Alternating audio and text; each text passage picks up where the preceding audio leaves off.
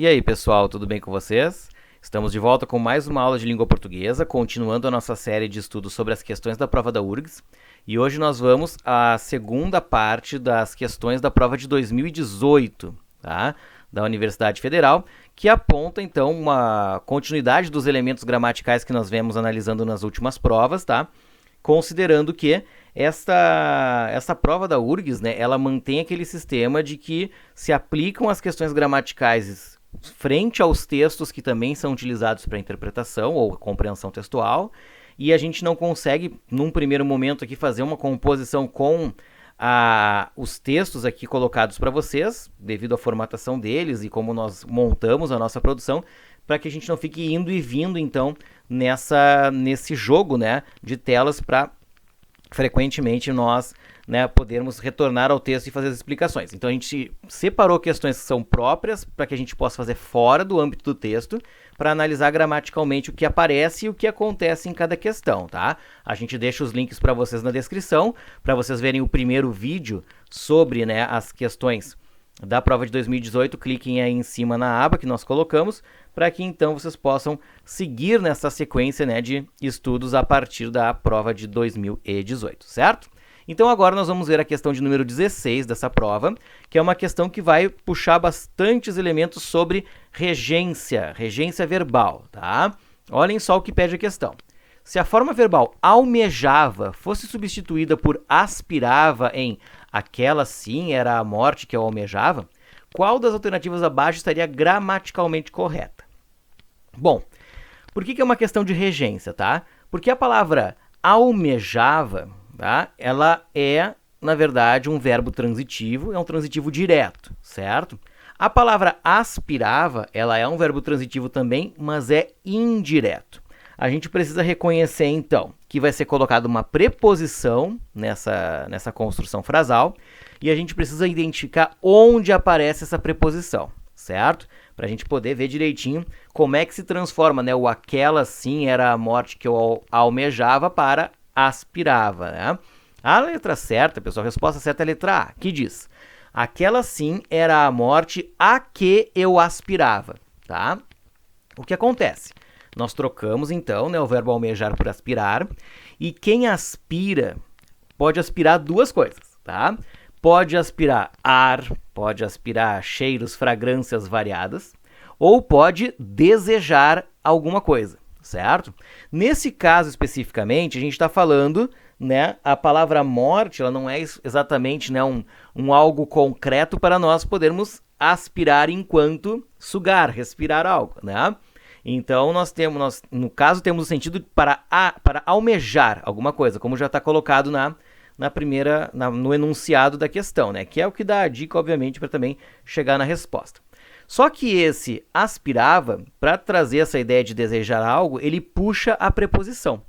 E a questão é, qual preposição usa? Né? Então, a gente vai acabar vendo que a preposição usada para aspirar é a preposição a, tá?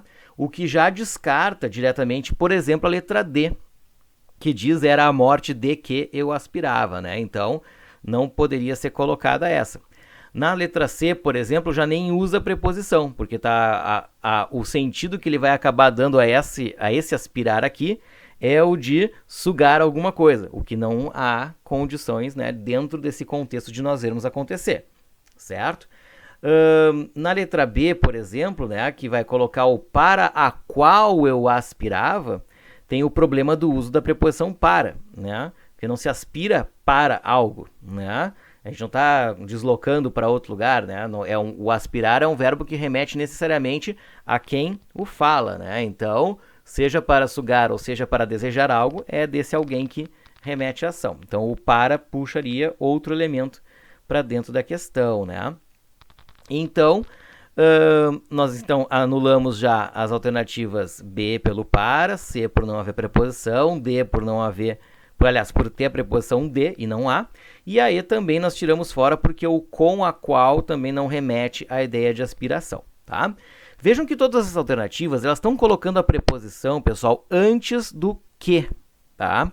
O que é o pronome relativo que indica o objeto do verbo aspirar nesse caso, certo? Tal como o do verbo almejar já estava colocado no enunciado. Então a gente tem que colocar a preposição antes desse termo, justamente para identificar que esse termo será o objeto da palavra mencionada, do aspirar, certo? Então, vai fechar com a letra A por essas duas questões. Primeiro, né, a colocação da preposição antes do seu objeto, que na verdade está sendo representado pelo pronome relativo, tá? E também porque é a preposição a que indica, né, a ideia do desejo, né? Aspirava a, desejava a uma morte, né? Desejava a morte adequada de acordo com como ele pensava, ok? Por isso que então a questão 16 é a letra A, a resposta certa. Na questão de número 24, penúltima questão da prova do vestibular de 2018 em língua portuguesa, tá? A gente tem um elemento um pouco maior, né? Temos uma questão um pouco mais complexa para ser resolvida, tá? O que acontece? A proposta também, né, que acontece em diversas manifestações dentro da prova da URGS, é a de reescrita de certas passagens do texto. Essa reescrita, no entanto, tem que respeitar o contexto, tem que respeitar os sentidos sugeridos no texto original, né, no enunciado, então, para que se possa, né, fazer a transposição textual corretamente. Então, o que se pediu aqui? Se deram 3 alternativas, tá? E essas 3 alternativas, elas remetem, então, aos significados que estariam representando o do enunciado, certo? Olhem só, vamos ler o enunciado primeiro que está ali em negrito. Daí se tira uma consequência importante. Não é preciso aprender e guardar permanentemente na memória cada caso individual. Aprendemos uma regra geral, fácil plural acrescentando um S ao singular e estamos prontos. Certo? Então essa é a informação geral que está aí colocada, né, sobre o uso, né, do plural, né, a partir da regra geral dele. Aí depois nós temos as 3 opções ali colocadas em 1, 2 e 3, para a gente ver quais delas remetem ao significado original. E a gente pode ver que apenas a primeira e a segunda fazem isso. Olhem só. A primeira. Tira-se daí uma consequência importante. Aprendemos uma regra geral. Aí usou um travessão para isolar a informação, tal como faria, né, os parênteses no enunciado. Fácil plural acrescentando um S ao singular e estamos prontos. Não é preciso aprender e guardar permanentemente na memória cada caso individual, tá? Que na verdade remete àquela frase colocada depois dos 2 pontos. Então só houve um reajuste, tá? O uso da pontuação feita aqui nesse texto, né, mantém o mesmo sentido expresso no enunciado. Então está tudo tranquilo, tudo certinho. Na segunda vai ocorrer o mesmo, olha só.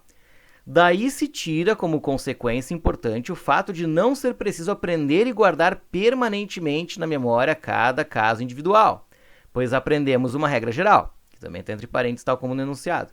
Fácil, plural, acrescentando um S ao singular e estamos prontos, tá? O que o pessoal fez aqui na verdade, tá? A única modificação real que ele fez, né, foi o uso, né, por exemplo, do como antes do consequência, que fez com que ele não precisasse utilizar os 2 pontos posteriormente, tá? E isso manteve a construção basicamente igual a como já está colocada no enunciado, né? Então, quando ele colocou assim, daí se tira como consequência importante o fato de não ser preciso aprender, tá?